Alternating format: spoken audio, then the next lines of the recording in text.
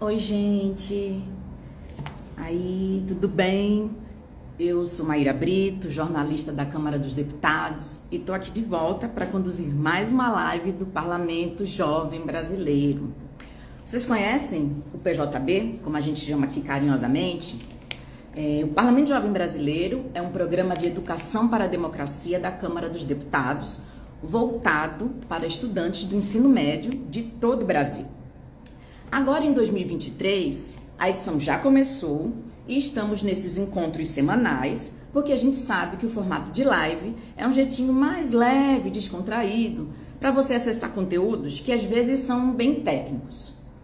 Então, para os participantes da jornada, mesmo que vocês não tenham lido todos os textos que estão lá na plataforma, fica por aqui com a gente, que você já todo mundo do PJB. Esse é um conteúdo para toda a sociedade. Para você, para todo mundo que se interessa em entender melhor sobre política, participação, representatividade, cidadania. Então, compartilhe a live com quem você sabe que tem interesse nesse tema. Manda pelo direct, pelo WhatsApp, para os colegas da escola, da família, para os professores, para todo mundo, beleza?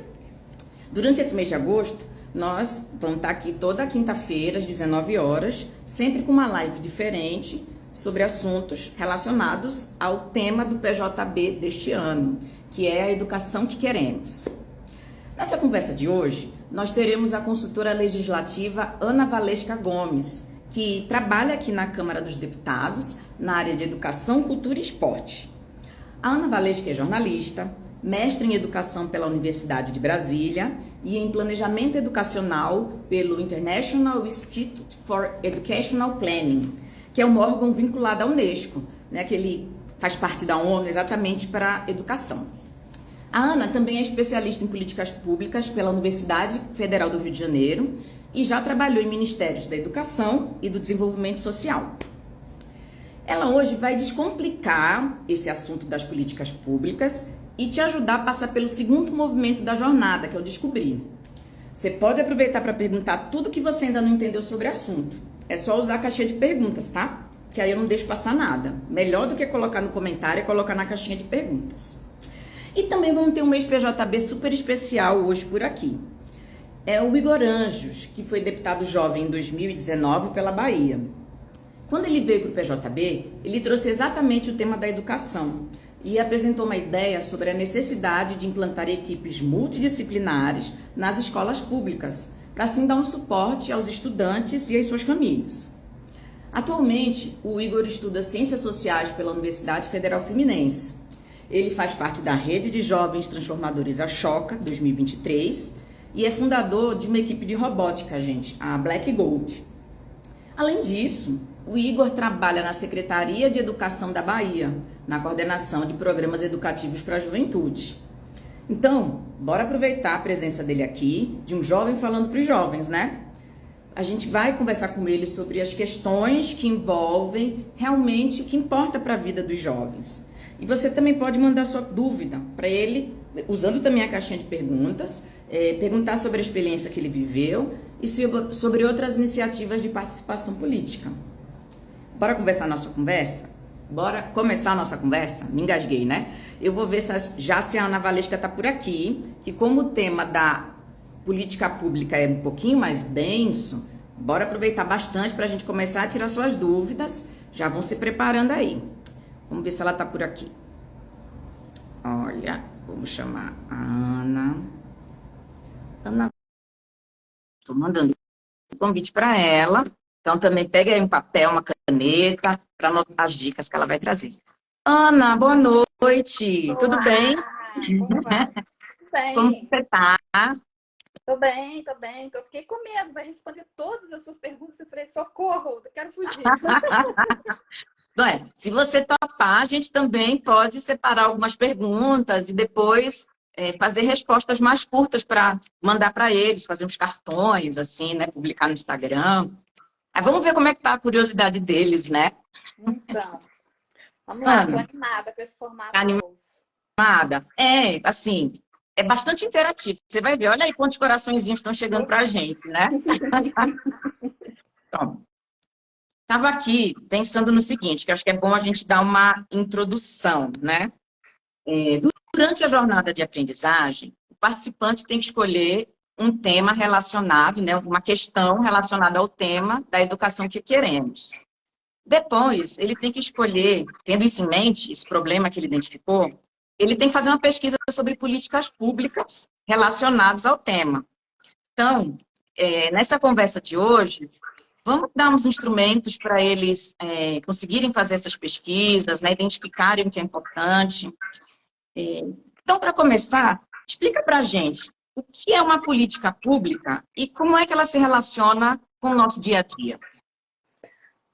Bom, vamos voltar um passinho, aliás, vários passinhos para trás. Eu prometo que eu vou tentar ser muito Bora breve, mas eu acho que os passos que forem necessários. ajuda a entender, vai ajudar a entender melhor o conceito. Assim, essa figura, a instituição Estado, né? Estado com letra maiúscula, poder político, ele aparece, né, lá atrás, primeiramente, com duas funções: ter monopólio do uso legítimo da força e coletar impostos, né? Por que monopólio legítimo da força? Porque antes era olho por olho, dente por dente, né? Você fez negócio comigo e não entregou, eu ia na sua casa, não ia no Procon, né? Como hoje, né? Eu ia na sua casa, entrava e, sei lá, pegava suas coisas, pegava sua filha como pagamento, assim, uma anomia, né? Um estado de anomia, de falta de normas, de leis. Então, aí a figura do Estado, ela entra com uma instituição que vai administrar esses conflitos, né? E a coleta de impostos servia, né, lá nos primórdios, né, da figura do Estado, para financiar as guerras, né? Defender as fronteiras, os territórios. Aí, com o desenvolvimento do capitalismo, com a ascensão da burguesia, todo esse pessoal já estudou tudo isso, imagino eu, né? Ensino médio, né?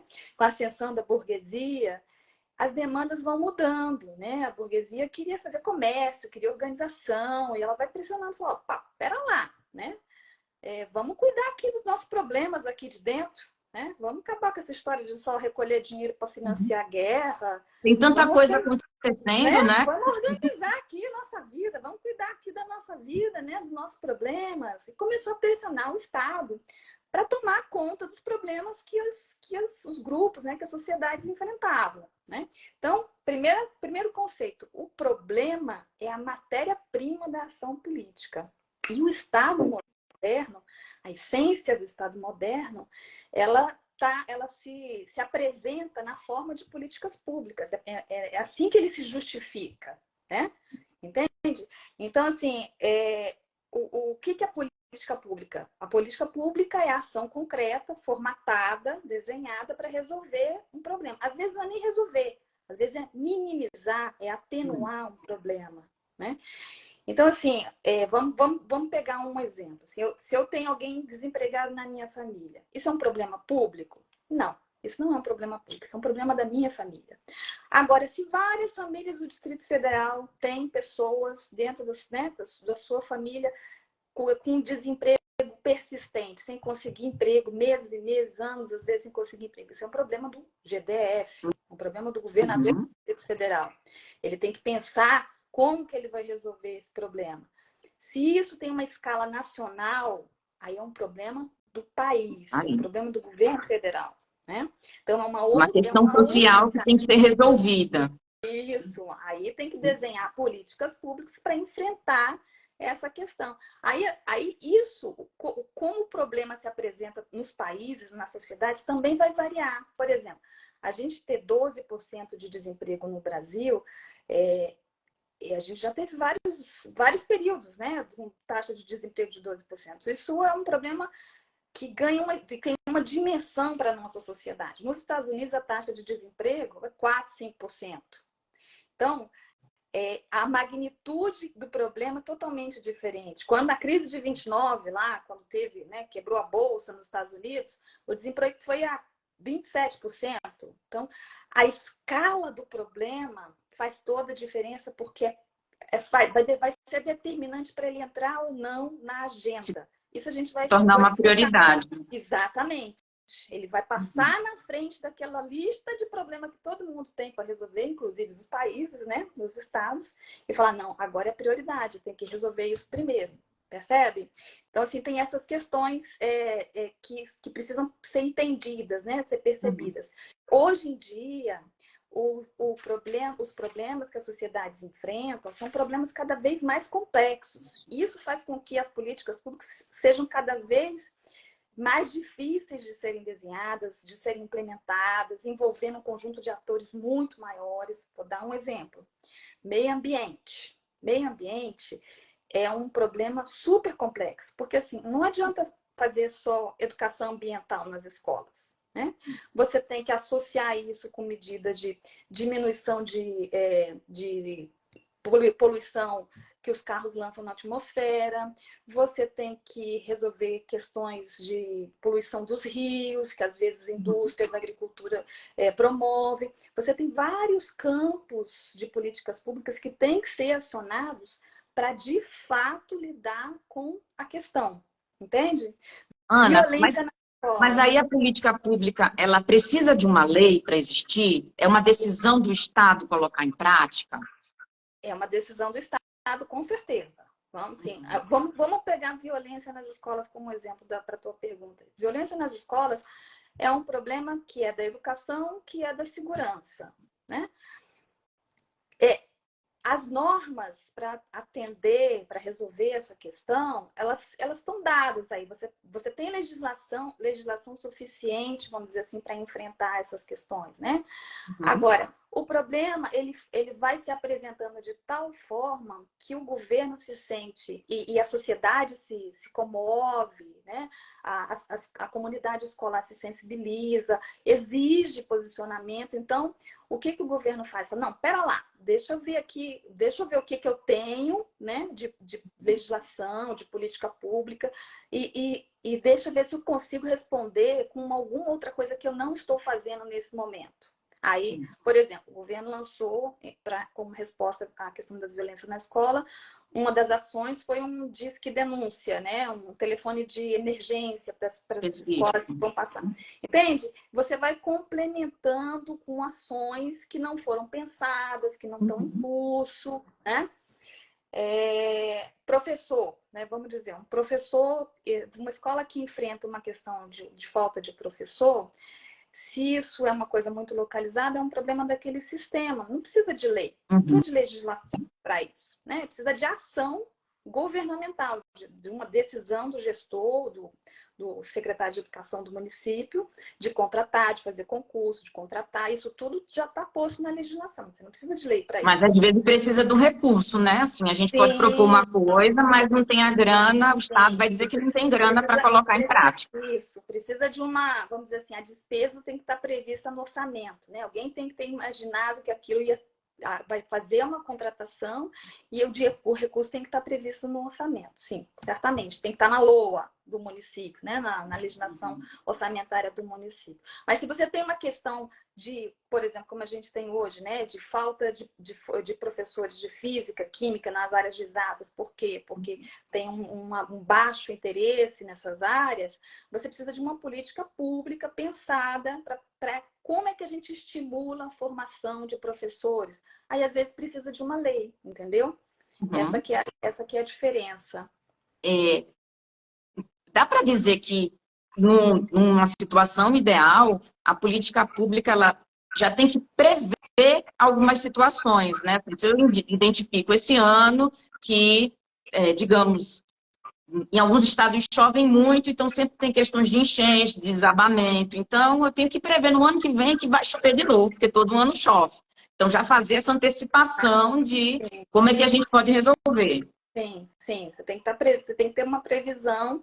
Isso é planejamento, né? Você tem que ter uma previsão de ações. Se eu tenho problemas, uma encosta, né? Que quando chove muito, ela desliza, ela tem deslizamento. Um bom gestor vai planejar ações anuais de manutenção, né? Uma reforça anualmente aquela encosta com algum tipo de medida. Não entendo nada disso, mas eu, né? Tô supondo que... Não, mas a gente pode pensar num exemplo da educação mesmo. Assim. Se eu sei que a população jovem no Brasil é de tantos milhões, de crianças e adolescentes. Então, eu preciso de ensino fundamental para tantos milhões de crianças, ensino médio para tantos milhões de adolescentes. Eu tenho que fazer planejamento prevendo isso, né? Ou se eu vou fazer uma mudança, como teve agora no ensino médio, quais são os impactos, tal.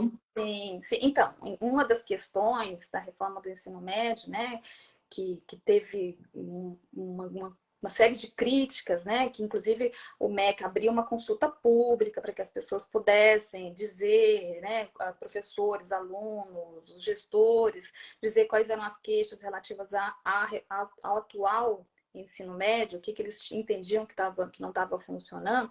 Uma das queixas é que a lei tinha sido aprovada em 2017, se não me falha a memória, mas que a infraestrutura que seria necessária para implementá-la não foi disponibilizada em muitos lugares. Então, assim, você não consegue fazer com que a lei vire um fato na vida das pessoas, né?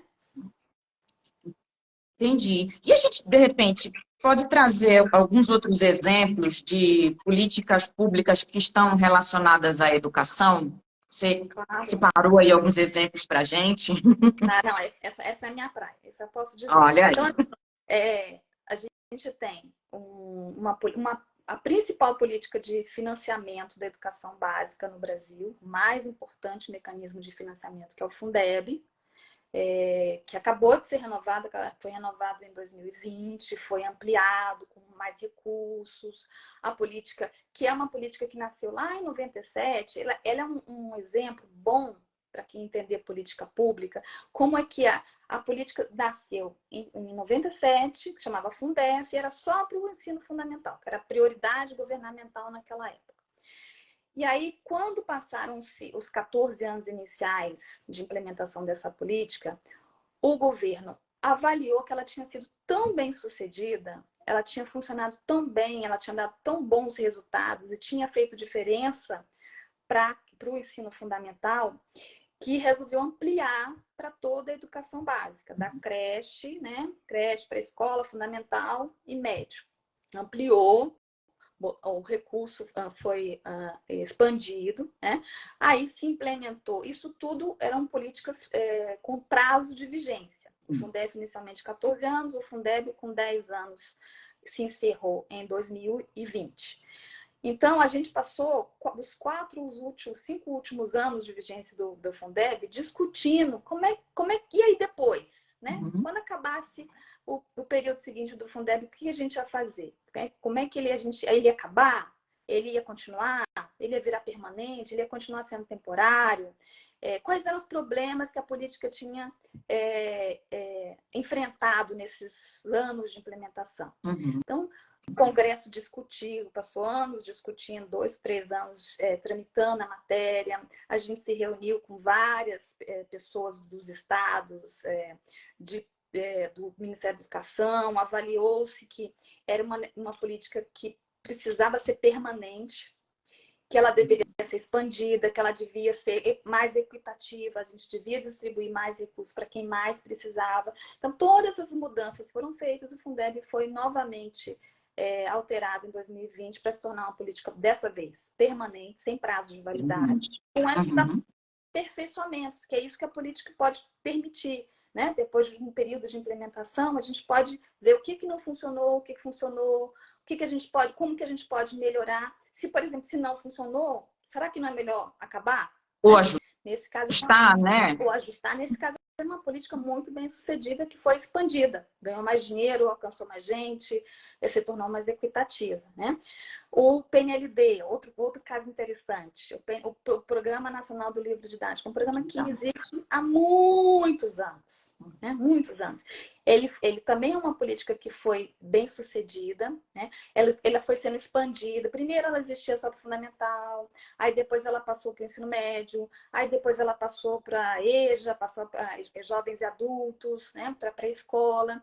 E hoje em dia a gente está enfrentando uma outra discussão. São Paulo, por exemplo, acabou de anunciar, o pessoal que é de São Paulo aí deve estar acompanhando, né?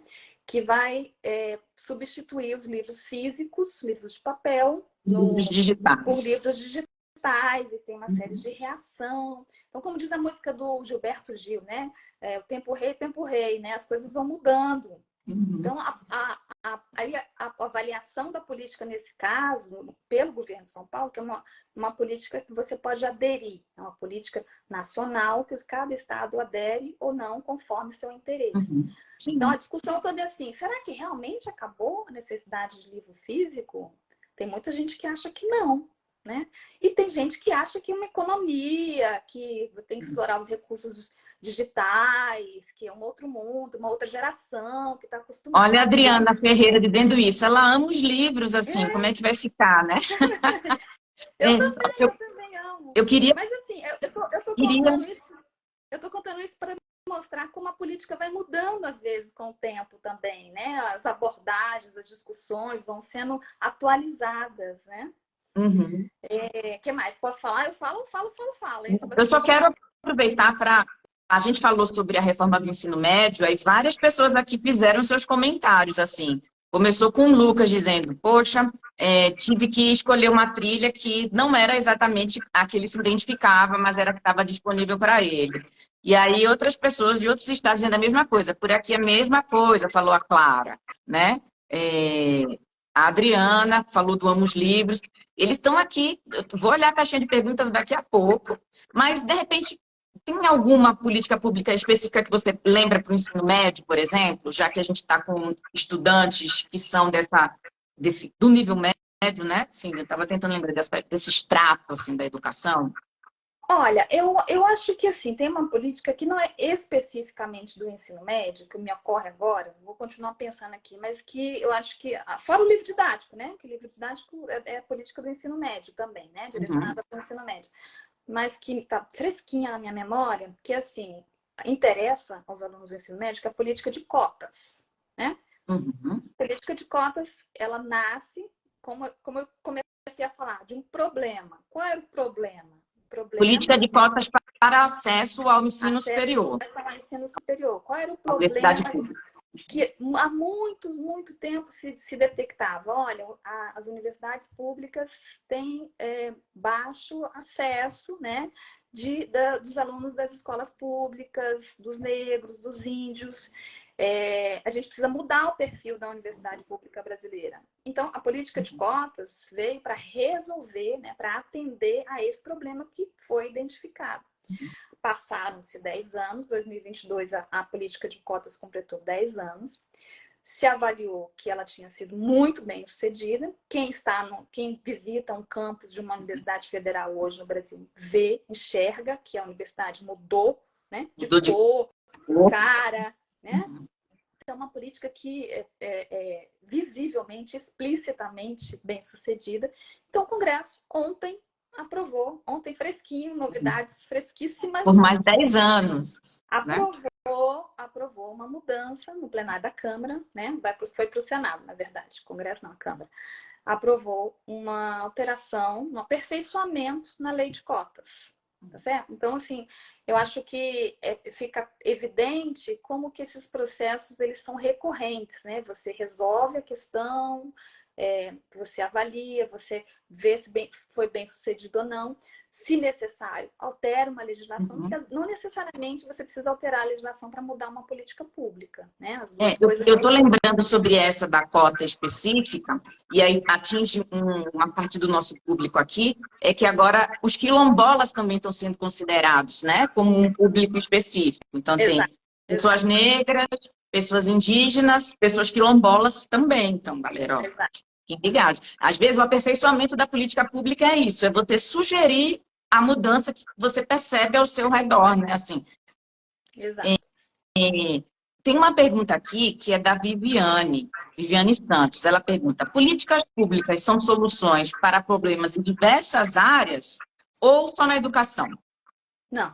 Políticas públicas, elas atravessam todas as áreas. Vamos dizer assim, as áreas temáticas, né? Vamos dizer assim, né? Como eu disse, né? Às vezes, elas atravessam, inclusive, várias áreas. Os problemas do mundo moderno cada vez atravessam mais áreas. Vou dar um exemplo.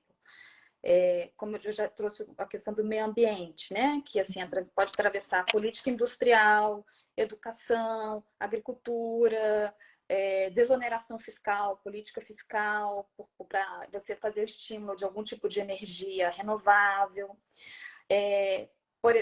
Vamos pegar uma outra agenda, que vocês provavelmente, muitos de vocês têm irmãozinhos, né? E política de creche, de primeira infância. Primeira infância é uma agenda que ela é essencialmente uma agenda transversal para responder aos problemas da primeira infância. Primeira infância é criança de 0 a 6 anos. Esse é o público que a gente chama de primeira infância. Para responder às questões, os problemas da primeira infância, você precisa ofertar creche, isso é política educacional. Você precisa cuidar da vacinação, que é uma questão de saúde, né? Uma agenda da saúde, uma política pública. Inclusive, tem um grande programa, um programa muito bem sucedido, que se chama Programa Nacional de Imunização, né? PNI, que é cuidado, né? Implementado pelo Ministério da Saúde. Você tem que proteger a primeira infância de todo tipo de violência. Isso é uma agenda de justiça, né? Da área de direitos humanos. Eu estou falando ministério, gente, mas assim, isso se traduz nas esferas estadual e municipal também, né? Por exemplo, a oferta de creche é uma atribuição do município, não é da União. O que a União faz? A União se sensibiliza com o problema, né? O problema entra na agenda. O que ela faz?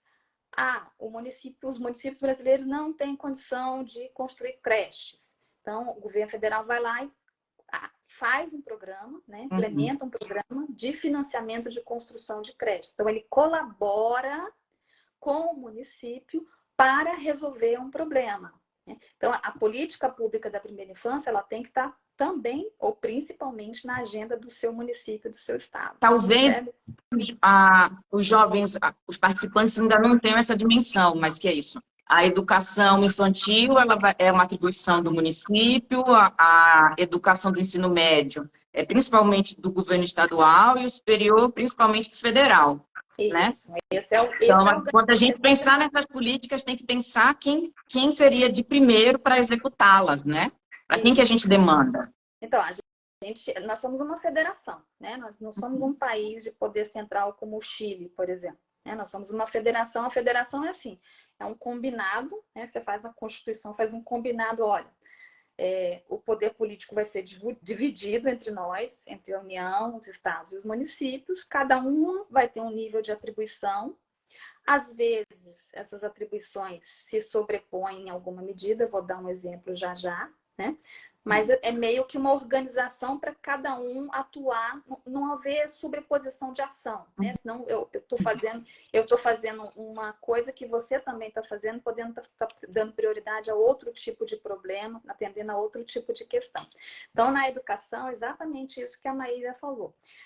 Constitucionalmente, o município é responsável por ofertar educação infantil e ensino fundamental, e o Estado tem atribuição do ensino médio de forma exclusiva e também acumula o ensino fundamental. Por que isso? Porque, às vezes, o Estado e o município dividem uma oferta os anos iniciais, de primeiro a sexto, né? Eu esqueci. Primeiro a quinto, e o Estado oferta de sexta a nono, né? Às vezes tem uma divisão. E a União, o que ela faz? Como a União é quem mais arrecada impostos, ela compartilha com os estados e municípios um pedaço grande dos impostos para financiar essas políticas públicas, né? Porque, afinal de contas, sem dinheiro não se faz nada, né? Mas, além disso, uma parte do recurso que fica com ela transfere por meio de políticas que a gente chama de supletivas ou compensatórias, né? Então, ela atua em regime de colaboração, ajudando tecnicamente, mas também suplementando os estados e municípios para financiar determinadas políticas públicas. Por exemplo, como eu disse, alimentação escolar, A União transfere recursos. Quem faz, né? Quem mete a mão na massa, quem compra, contrata nutricionista, a merendeira, vai Merendeira. lá e tal, né? O governo local, né? É o município, é o estado com a sua respectiva escola. Mas a União passa um quantitativo X per capita por aluno para ajudar na oferta desse programa. E assim também se dá com saúde, com outras áreas também. Aí as estruturas governamentais, elas variam um pouco, né? A saúde tem um sistema um pouco diferente, porque nós, na educação, a gente tem 5.600 sistemas de ensino, que cada estado, cada município pode ter o seu, né? O município pode aderir ao do estado, mas muitos têm o seu. Não, na saúde é um pouco diferente, porque eles funcionam como um sistema único, né? Então, uma estrutura um pouco diferente. Tem duas pessoas que estão fazendo perguntas bem semelhantes. Uma das pessoas é o Léo Lima. Ele pergunta se é comum uma política pública aparecer em decorrência de outra, ou para viabilizar outra política pública. E quem mais perguntou algo assim semelhante foi a Madu Santos. Estou supondo aqui que é Madu Santos. Políticas públicas de outras áreas podem impactar diretamente na educação? Acho que você chegou a falar alguma coisa sobre a violência nas escolas, que tinha uma questão de segurança e tem a questão de acontecer nas escolas, então envolve educação também, né? Estou lembrando disso, mas estou prestando atenção, gente. Presta atenção também. Não, boa lembrança, nem me lembrar, mas realmente eu falei isso, né? Como a questão da segurança, da disponibilidade, às vezes, de uma guarda municipal em volta da escola, né? De um ambiente, às vezes não é nem a Secretaria de Educação que é responsável, mas é o órgão às vezes tem de esporte, de lazer, de ocupar o espaço ao redor da escola, dar vida, né? Que a comunidade ocupe aquele espaço ao redor da escola, que fica um espaço cuidado.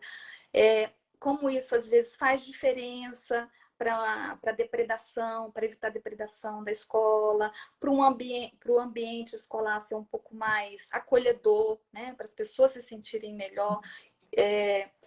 No caso da violência escolar, por exemplo, você tem a oferta se você tem, né, a oferta de saúde, possibilidades de apoio psicológico, né, que a gente chama de políticas de saúde mental, que não são operadas pela educação, nesse caso, né, que são operadas pela saúde.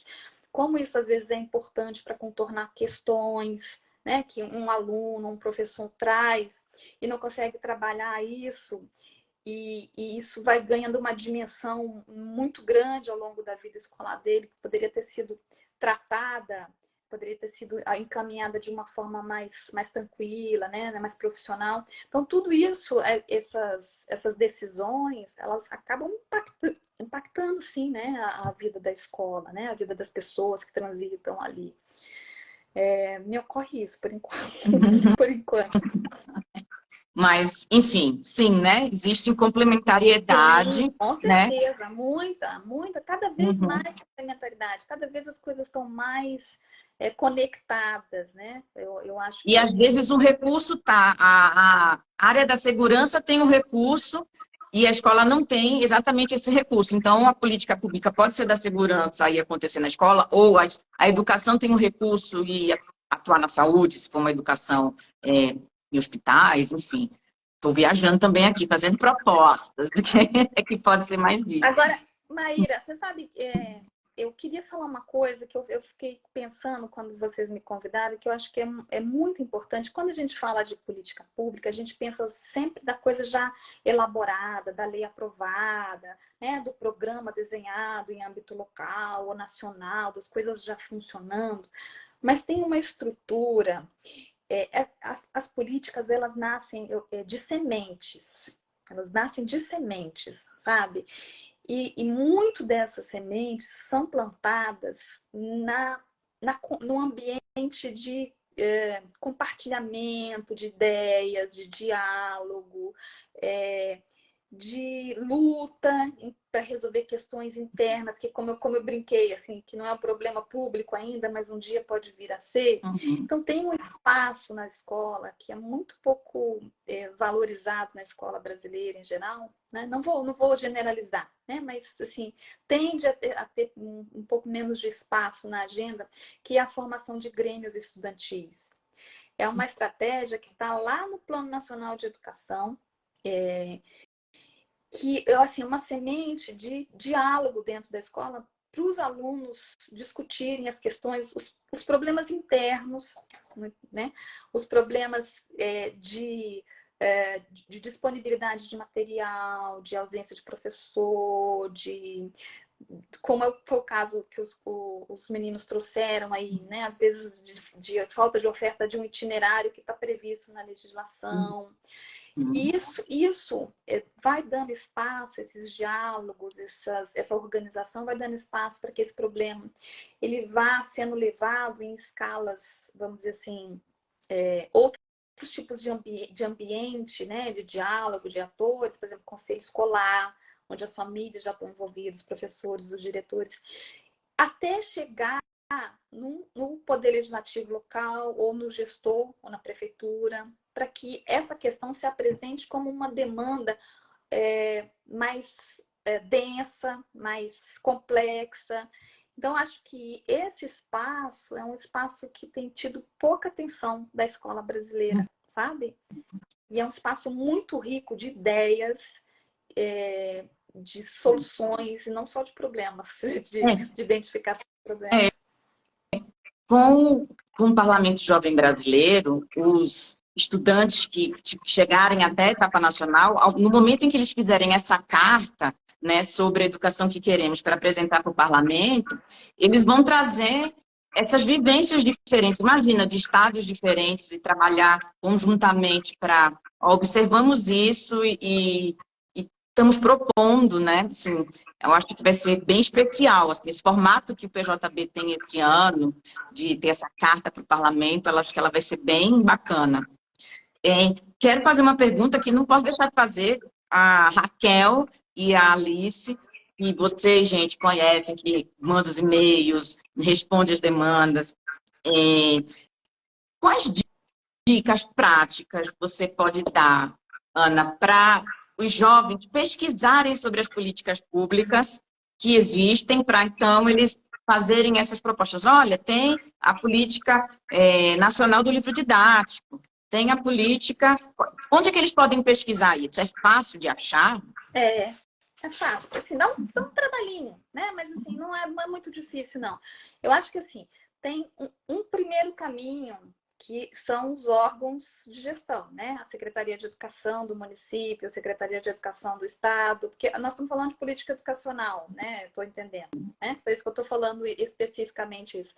O Ministério da Educação, né? Esses três grandes níveis de gestão governamental, eles, em geral, eles têm seus programas, o que eles desenvolvem, né, como ação, e, em geral, esses programas vêm vinculados, vêm atrelados assim, à legislação, porque a grande parte da ação ela deriva de uma determinação legal. Então, eles têm lá, né, a legislação que está vinculada, articulada com aquela iniciativa. Eu vou dar um exemplo, que eu acho que fica mais fácil, né? Por exemplo, pessoa com deficiência, educação especial para pessoa com deficiência. Muitos municípios têm ação, né? O Ministério da Educação tem tem órgão, os secretários de estados também desenvolvem várias ações. Então, assim, às vezes é um programa de oferta de salas de recursos multifuncionais. Ali vai estar vinculada a legislação que justifica essa medida, né? Tem a LBI, né? A Lei Brasileira de Inclusão, às vezes a Lei de Libras, é um conjunto de legislações, né? Que fundamentam a decisão. Tem lá um capítulo da LDB, da Lei de Diretrizes Básicas da Educação, sobre educação especial. Então, acho que esse é um ponto de partida, percebe? Assim, meu interesse é a educação especial. Entendeu? Então, eu vou entender o que é que o meu município ou o meu estado fazem nesse campo, né? O Regis aqui estava perguntando algo nisso. Como achar as políticas públicas da minha região? Talvez ele tenha que pensar nisso, pensando município, estado e união, para saber primeiro onde ele procura. Mais do que ser no Nordeste, é saber em qual dos entes ele procuraria, né? Isso. Eu começaria sempre pelos sites governamentais. Acho que os sites governamentais são um bom ponto de partida para você identificar as ações que estão em curso e a legislação. Na educação, a gente tem também muita organização do terceiro setor que atua, é um setor muito forte, muito bem organizado, que tem sites excelentes de pesquisa, excelentes, assim, o Todos pela Educação, eu até listei aqui para não me perder. O Estudo Unibanco, a Campanha Nacional pelo Direito à Educação, o Itaú Educação, o Instituto Singularidades, Ação Educativa, SEMPEC. Então, essas organizações do terceiro setor na área de educação, elas têm sites institucionais muito bem organizados, acompanham políticas públicas, publicam artigos, tem muito material, sabe? Muito. E assim, para quem já mapeou inicialmente, de repente vai no Google Scholar, né, no Cielo, procurar algum texto acadêmico, algum artigo mais acadêmico sobre o assunto, mas aí já é um estágio de pesquisa um pouco mais avançado. Acho que aí você já tem que ter o recorte do que você está pesquisando. Mais fácil, digamos assim. Mas a boa dica é essa, gente. Tem gente que já acompanha a implementação das políticas, organizações. Você pode também checar pelas organizações, se for muito difícil encontrar no site da Secretaria Estadual de Educação. Eu quero fazer meu jabá também. Me lembrei de uma coisa. Tem um jabá para vender. A Câmara dos Deputados tem... Vocês podem até pedir aí para o pessoal do Parlamento Jovem. Na consultoria legislativa, tem um link lá que abre para os estudos que a consultoria faz sobre políticas públicas. Tem várias áreas. Meio ambiente, segurança, saúde, educação. Então, tem algumas publicações que a gente faz, né? Inclusive das edições Câmara. A gente tem publicações das edições Câmara, também são gratuitas, vocês podem pesquisar. Eu coordenei uma sobre primeira infância, tem sobre financiamento, tem sobre educação profissional, tem sobre desigualdades, tem um trabalho de um colega sobre desigualdades. Então, tudo isso, assim, é um ponto de partida de pesquisa para vocês, bem organizadinho, já com referências. Vocês podem só ir lá nas referências, olhar o onde que o colega foi consultar a informação, né? Então, assim, sempre olhar nas referências é sempre uma boa dica. Olha aí, o Vitor e... Caio Oliveira dizendo que amanhã mesmo já vão procurar, Ana. E o Vitor também dizendo, seria interessante disponibilizar os links. Então, quem não anotou, a gente vai fazer essa tarefinha. Diz de novo as organizações que preparam também, além da Câmara, quem mais poderia servir de referência. Ana, agradeço muito você ter participado dessa conversa. Tenho certeza que todo mundo que está aqui na live, sim, agora está com menos dúvidas, né? Mas eu vou me despedir de você, porque a gente está com o Igor esperando. Gente, cadê o Igor? O Igor vai contar também como é que está lá na Bahia. Deem coraçõezinhos e likes agora para a presença da Ana Valesca, gente, porque, sim, é especial. Isso aqui é uma especialista trazendo para vocês de uma forma mais simples do que o texto que vai estar lá nos documentos, né? Adorei, então, Maíra. Obrigada. Obrigada também. Tchau, tchau. E lá vamos nós, gente, agora convidar o Igor. Cadê o Igor? Igor dos Anjos. Vamos entrar ao vivo com ele. Muito bom. Olha, Beatriz, o pessoal está se despedindo. Foi importante, não foi? Olha, adorei ela, o Vitor falando. Enquanto isso, chegou o Igor Anjos. Boa noite, gente. Boa noite, Maíra. Como é que tá? Tudo bem, aqui. Tá de volta esse nosso PJB, né? Tava com saudade? Eu tava. Não vou mentir. Tava, já faz um tempinho, né? Desde 2017. Pois é. Quem perdeu o comecinho da live, eu apresentei o Igor, disse que ele foi deputado jovem em 2019 pela Bahia, que ele também trouxe o tema da educação, então ele fez essa observação, vai dar essas dicas para a gente aqui. E que hoje o Igor está fazendo um trabalho de assessoria na Secretaria de Educação da Bahia e trabalhando exatamente com o público, né, jovem, como é que ele pode se engajar, como é que pensamos políticas para esse público jovem. Né? Igor, conta como é que você chegou lá na Secretaria de Educação. Bom, a Secretaria de Educação, né, nosso primeiro contato sempre começou, o primeiro contato de fato começou quando eu participei do PJB, né? Lá em 2019, aquele contato com o secretário Jerônimo, agora então governador do estado, né? Então foi sempre um processo muito educativo. O professor Josival também, na época, enquanto era coordenador, você fazia muito essa participação. E agora, nesse processo, né, eu estudei no Rio de Janeiro, voltei para a Bahia no início do ano, também, né, entendendo que eu tinha que voltar um pouco às minhas origens para continuar alguns projetos, né. Agradecer a pessoa de Larissa, que é minha coordenadora atual, que me convidou para participar da coordenação, né, para entrar na coordenação na área de assessoria também, nesse lado dos projetos educacionais voltados à participação política juvenil, que é o Parlamento Jovem Brasileiro, o Jovem Senador, né, o Deputado Jovem Baiano e simulações da ONU. Então, a gente trabalha diretamente com esse público, esse movimento que é bem grande, mas que a gente consegue potencializar diversas ações. Certo? Olha aqui, tem gente que te acompanha, que está aqui curtindo. Vitor falando, Igor, uma grande referência para a Bahia. Já tem pergunta aqui para você, então eu vou ter que dar uma revezada aqui entre as nossas e as perguntas dos jovens que estão acompanhando. Como é que você, pela essa experiência que você está tendo lá na secretaria e ter chegado lá, como é que você enxerga? Quais são os desafios para a educação dos jovens? Assim, você deixou o ensino médio, mas está na universidade, né? E agora está tendo contato com política pública. Quais você acha que são os principais desafios para o Estado colocar em prática políticas públicas de educação para os jovens? O principal problema é que agora está sendo potencializado também através da nossa coordenação, através da nossa coordenadora também, é principalmente o empoderamento juvenil, né? Os jovens, a gente encontrava jovens muito desmotivados, né? Com estudo, com a participação também juvenil nas decisões da sua própria unidade escolar.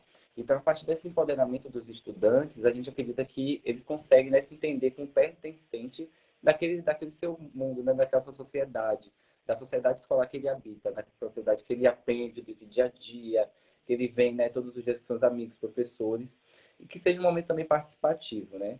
Então, a gente vê, enquanto Estado, a gente percebe diversos pontos como esse, a participação do jovem, e a gente potencializa isso através dos nossos líderes de classe, né? É um movimento bem grande aqui na Bahia, através da nossa coordenação, a gente faz esse movimento da eleição dos líderes, agora também institucionalizado dentro da Secretaria de Educação, então é obrigatório todas as escolas, todas as turmas, terem líderes eleitos, os líderes escolares, municipais e territoriais também, porque a gente entende que tem diversos segmentos a serem representados e diversos, né, aspectos a serem representados também dentro da sua escola. Né? Em uma escola a gente tem um universo de pessoas, um universo de pensamentos, um universo de saberes que devem ser contemplados, né? Assim como é a política, de fato. A política é um espaço de representação, né? A gente sempre viu lá no PJB, a gente viu isso bem na prática mesmo, como é que cerca de 78 jovens de diversos estados, diversas culturas diferentes, poderiam debater políticas públicas juntos, né? E foi um momento muito legal. Quando você veio para a edição de 2019, você trouxe o tema da educação, que eu estava aqui pegando a minha colinha aqui sobre exatamente, para eu não usar, não me confundir, mas como envolver, né? Como envolver ter políticas públicas na educação para dar um suporte às famílias também em algumas das questões, né? Como é que você chegou nesse tema? Como você observou esse contexto local para chegar nesse tema e propor uma mudança? Principalmente foi percebendo o ambiente que eu estava naquele momento, né? Eu sou aluno do Colégio Estadual do Negro, da rede estadual da Bahia. Então, eu sempre via que meus amigos não tinham determinado acesso a apoio social, apoio psicológico, né, de assistência social nas escolas. e o que acabava criando muita evasão escolar dentro do meu colégio, né? Muitos saíam porque tinham que trabalhar, né? Não conseguiam conciliar com os estudos, ou também por né, questão de saúde mental também, muita ansiedade, não conseguiam frequentar a escola naquele momento. Então, foi a partir disso que eu criei o projeto de lei, né? Foi percebendo os problemas e construindo uma política pública referente a isso. Aí a gente veio com um projeto de lei, né, que permita equipes multidisciplinares nas escolas públicas, que traz de fato esse acesso, né, para que a gente pudesse potencializar com que os estudantes da rede pública estadual e, né, de todas as escolas que a gente traz no âmbito brasileiro, né, todas as escolas públicas, sejam federais ou estaduais também, pudessem ter acesso a equipes multidisciplinares, né? E agora, principalmente nessa retomada, que é a retomada do período pandêmico, a gente percebe muito isso também, né? A necessidade do apoio psicológico, né? Esse processo de encaminhamento da escola para o atendimento, né? Porque o atendimento não pode ser realizado na escola, mas a escola é um lugar de encaminhamento também, né? Um lugar de a gente identificar e tentar ajudar nossos estudantes. E a Bahia também já faz esse processo de reconhecimento e encaminhamento, né? Olha, gente, já estão percebendo a combinação? Se é um encaminhamento para um atendimento que vai ser o sistema público de saúde que vai fazer, então a gente tem que trabalhar essa política, mas a saúde também vai ter que prever um orçamento para poder atender as pessoas, né? Porque não vai dizer assim, olha, vai lá para posto de saúde, e eles vão dizer, ué, mas não tem psicólogo suficiente, nem para ir para a escola, nem para fazer o atendimento. Uhum. Então, vamos pensar no bem bolado. Mas o Igor está trazendo esse ponto, que é, muitas vezes, a partir da nossa vivência. E agora, Igor, nesse ano, os meninos têm o desafio de escutar o coletivo, de escutar outras pessoas, que podem ser da própria escola, da localidade, da cidade, né? Que sugestões você daria para que eles conseguissem ampliar essa escuta? Assim, que ferramentas eles podem usar para fazer essa escuta de outros jovens? Uhum. Sempre o primeiro Que aí, passo é o... em coletivo, eles vão identificar um problema, para não ser só o meu problema que eu estou levando, mas, olha, isso aqui é problema para mais pessoas. Né? Como a Valesca falou, o desemprego só na minha família é um problema meu, mas tem várias famílias com desemprego, então é um problema que uma política pública precisa existir para resolver. Exatamente.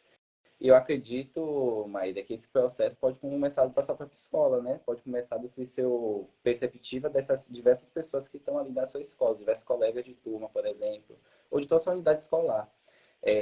A gente começando identificando isso, sempre o primeiro caminho é o diálogo. Um diálogo, claro, também com as pessoas, né? Um diálogo assertivo. A gente sabe que tem alguns estudantes, né, que a gente não consegue fazer esse tipo de diálogo de maneira direta, mas também que a gente consegue fazer pelo próprio estudante, o jovem, diretamente com o jovem, consegue fazer essa comunicação, né? Então, esse próprio protagonismo do jovem, de tomar a frente, de vir conversar com os outros colegas de turma, entender qual é o problema, porque aquele colega nosso está se atrasando, porque diversos colegas estão se atrasando. É problema no transporte público escolar? Como é que a gente pode fazer um meio para solucionar esse problema, né? Então, é começar a perceber isso e ver também as outras escolas ao seu redor. Outras escolas aqui também sofrem do mesmo problema, né? Nossa comunidade aqui, por si, sofre do mesmo problema, sofre da mesma necessidade. Isso a gente consegue iniciar uma política pública, né, necessária e assim potencializar ela. Você falou, é necessário orçamento, é necessário planejamento, principalmente, porque a gente tem a ideia, né, como a própria Ana falou mais cedo, a gente tem a semente, mas também precisa ter todo esse processo que vem à frente, né? A gente aqui está aprendendo a regar a semente, mas também já pensando como é que ela vai se desenvolver lá na frente, né? Assim, e que fontes, que dicas de pesquisa você dá sobre o tema da educação, onde você acha que, olha, eles vão encontrar dados interessantes ou propostas interessantes, e também enquanto políticas públicas para a educação. Você tem umas dicas para dar para eles? Eu vou dar uma dica da minha época, lá na época pré-histórica de 2019. Deve estar valendo ainda. Época né, de imersão para JB, foi bem uma corrida meio uma semana antes né, a gente me inscrever. Eu sempre ia atrás de fontes para que eu pudesse embasar tanto na iniciativa que eu estava propondo ao PJB. E sendo principalmente os meninos que vão ter que fazer um discurso, né, voltado às políticas públicas da educação. E uma principal fonte, a gente tem um conselho, né, o Conselho Nacional de Educação, que também propõe essas políticas públicas, também verifica essas políticas públicas se estão sendo efetivadas na nossa sociedade. A Comissão de Educação da Câmara também, né, tem esse processo de ver essas políticas, votar também, e as audiências públicas da área de educação também revêem isso, né, os conselhos estaduais. Então, o primeiro tópico são esses conselhos, né, que a gente pode conferir também a vigência dessas políticas públicas. O segundo também, né, temos ONGs que vêm, né, do terceiro setor, que praticam esse movimento também, que é, por É um exemplo, observatório, né? Acompanhando. a Uhum. Choca, por exemplo, que é agora onde eu integro a Gama dos Jovens Transformadores, traz esse processo de reconhecer as escolas de 2030 também, né? Como é esse processo de adequação ao novo ensino médio, por exemplo. Então, a política pública faz todo esse estudo voltado à educação. Então, são meios que a gente consegue visualizar não somente da nossa sociedade ali, do nosso município, da nossa cidade, mas como ela está afetando todo o nosso país também. Acho bem importante. Tem uma pergunta aqui do Vitor, vou fixar ela aqui. Meio grandinha, mas vamos lá. Esse ano não tem projeto de lei. Na verdade, eles vão identificar algo relacionado à educação que queremos, pensar na política pública, fazer essa combinação, e mais adiante vão preparar um texto, preparar um discurso. E aí o Vitor está aqui. Igor, quais os principais temas que você poderia citar para ser implementado nesse discurso, nesse texto, né? Ou como trabalhar durante esse período? Tem um monte de gente perguntando assim, que tema você acha que é importante trabalhar na educação? O que é que você sugere? Ó, já estão fazendo uma escuta com você. Né? E considerando que você está na Secretaria de Educação, vocês devem também receber várias demandas, né? Vai que tem aí um tema. O principal projeto que vem à frente da Secretaria de Educação, através da coordenação de política para a juventude, principalmente nesse mês que é o mês do estudante, mês da juventude, em fazer esse processo de escuta, nesse processo de reconhecimento dos nossos estudantes e esse processo de fato de entender como é que eles se adequam às unidades escolares e refletir também sobre nossas políticas públicas voltadas às juventudes. Os líderes de classe são a política pública, né, para que a gente possa integrar o jovem com a participação juvenil dentro das escolas. E eu acho que isso bastante, né? A gente faz esse movimento através de rodas de conversa com os líderes de cada escola que a gente vai visitando, e cada um vai trazendo um pontuamento, né, do que eles vêm vivenciando. E a partir desse processo, a partir dessa vivência através de um tema, eles trazem soluções voltadas a esse tema, né, que eles estão ali propondo. Então, a partir desse mesmo conhecimento, eles conseguem replicar isso, né, através dessa roda de conversa, através dessa comunicação que eles estão fazendo entre si próprios. Esse também é um processo de empoderamento deles reconhecerem que eles também são protagonistas daquele espaço que eles estão ocupando, né? Aquele espaço principalmente da sua escola, porque às vezes eles percebem que é somente da direção, mas não, é uma direção compartilhada também com os estudantes, é um espaço de professores e de estudantes. Então, é reconhecer esses espaços. Acho bastante esse momento de escuta é bem importante. E você acha que, de repente, eles podem também usar ferramentas tecnológicas para fazer essa escuta? Sim. Sim, dentro do... O que você pode sugerir? Tá até um pouquinho, mas espera aí. O sinal tá bem péssimo. Mas eu acho que esse processo de escuta traz dentro da robótica, também sou juiz de robótica. Então, eu venho, né, desde os meus 14 anos de idade aí na área da robótica educacional. Comecei lá como competidor, depois vim como professor de robótica e agora como juiz. E dentro desse processo, enquanto juiz, a gente percebe os estudantes que trazem soluções na nossa sociedade, temas da nossa sociedade, através de inovações tecnológicas, sejam tecnológicas ou meios que a gente não consegue perceber. Por exemplo, a gente lá em 2019, através de uma equipe de robótica que eu participei, a gente solucionou um problema que a gente tem na nossa sociedade, que era a morte de pessoas através de atravessar irregularmente a faixa de pedestres. Através disso, a gente criou uma faixa de pedestre piezoelétrica que gerava energia assim que a pessoa passava por cima da faixa e automaticamente essas pessoas recebiam o benefício do município na sua conta de energia, incentivando com que essas pessoas utilizassem as faixas de pedestre da cidade. Então, aí também entra, né, possivelmente como um tema de política pública também de acessibilidade, de conscientização à utilização das faixas de pedestres. Então, a gente traz todo esse processo também de reconhecimento dos nossos problemas e soluções, né? Identificar esse caminho também. E, assim, uma pergunta muito bacana que a gente recebeu semana passada, vou repetir aqui. O que é que você sugere para a gente se inspirar, né? Como é que eu posso mudar minha visão de mundo ou ampliar a minha visão de mundo? Que dicas você daria para um jovem que estou querendo ampliar minha visão de mundo, o que eu posso ler, o que eu posso ouvir, o que eu posso fazer? O que você tem feito, que você sugere para eles também? Uhum. Então, esse processo de inspiração é um processo que eu vivenciei muito no início do ano, né? Principalmente se inspirar em outras pessoas com iniciativas, tanto parecidas ou que venham diferentes também. Né? Foi esse processo de reconhecer que outras pessoas também trazem iniciativas voltadas tanto à área da robótica, tanto à área juvenil também, e ver como é que a gente pode somar forças, né? Porque através de uma sociedade unida, uma sociedade conjunta, a gente tem uma sociedade de bem-estar social. E é principal esse principal caminho que a gente tem que seguir. Né? Então, a gente se referenciar através de pessoas, se referenciar também através da sociedade que a gente quer para o futuro, né? A sociedade que a gente almeja. Eu via isso muito com os meus alunos que participavam das equipes de robótica, que eles queriam, né, aquele processo. Foi muito processo de reconhecimento deles que eu consegui me reencontrar e ver o caminho que eu queria seguir de volta, né?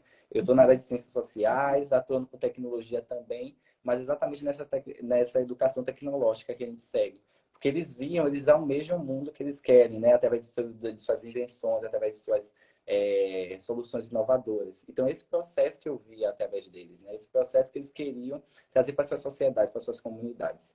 Acho que é principalmente esse processo de você se identificar também através do seu colega de turma, né? Até um colega de turma que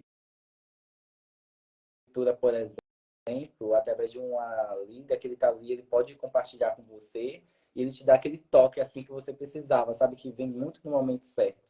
Então, acredito que isso possa ser um momento também de se reconhecer. De se inspirar, assim, Inspirar. ser mais observador é uma dica que você dá, né? Assim, quer ampliar a visão do mundo? Observa mais o que está ao seu redor, quem parece com você, o que essas pessoas estão buscando, né? Às vezes a gente nem acha que a pessoa é parecida e é. E observar também, Maíra, é tanto observar, mas também colocar em prática. Porque se a gente só observa também, a gente não consegue nenhum avanço, né? A gente tem que observar, refletir com a gente mesmo e botar isso em prática para o mundo também. Botar isso em prática, seja ela através de ações na nossa casa, na nossa comunidade, potencializando ela para o Brasil, assim como tem cerca de milhões de jovens que vêm potencializando isso, né? Trazendo problemas sociais e trazendo soluções possíveis através de suas iniciativas. Né? A gente tem, por exemplo, o Pablo lá no Rio Grande do Norte, que traz o projeto Picaí, de letramento digital, outros que vem Mariana também, que é ex-PJB, né? Que traz a saúde mental, né? Dos ativistas. Então, são jovens que veem isso e colocam isso em prática também através dessa reflexão.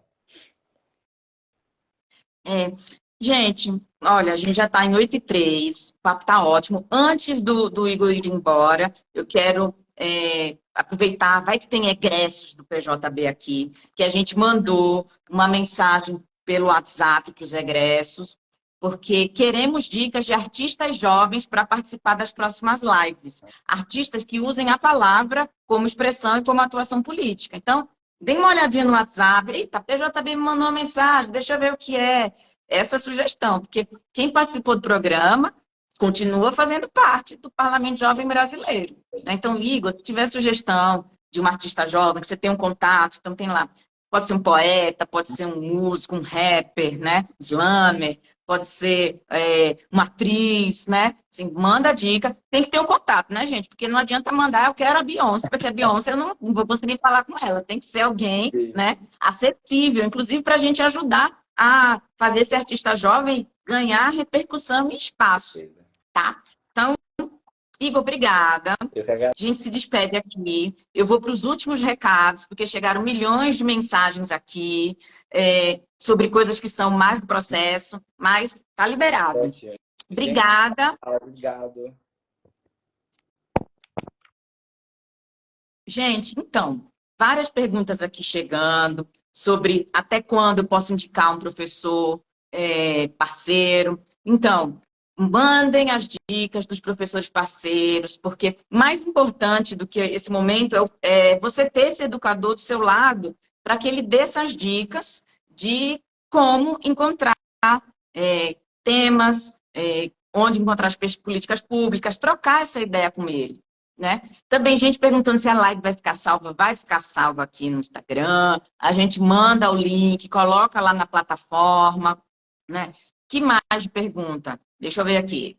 Semana que vem tem live novamente, 19 horas. A gente já vai tratar de outro tema. Vamos focar mais no tema da escuta. Vamos aqui dar o nome certinho. Poder da escuta. Como a escuta atenta vai ajudar os estudantes, os participantes deste ano, a identificar as necessidades e os sonhos dos jovens. Tenham isso em mente também. O que vocês vão identificar sobre a educação que queremos, às vezes não é só resolução de problemas, mas é desejos que a gente quer colocar em prática, né? Alternativas, a gente quer crescer, a gente quer expandir. Então, essa escuta dos desejos dos jovens é fundamental para isso. Agradeço novamente, obrigada por todos os comentários, curtidas, queria ter dado like para todo mundo, né? Enfim, já se inscreveram no WhatsApp do PJB? Quem não se inscreveu ainda, dá lá uma olhadinha, é o bit.ly/WhatsApp PJB, que dá para tirar dúvidas por lá também, tá? Ou deixa comentário aqui na live, que a gente responde. A live vai ficar salva e aí a nossa equipe encaminha essas perguntas para a equipe do PJB e responde para vocês também. Gente, obrigada, boa noite, até a próxima, tá?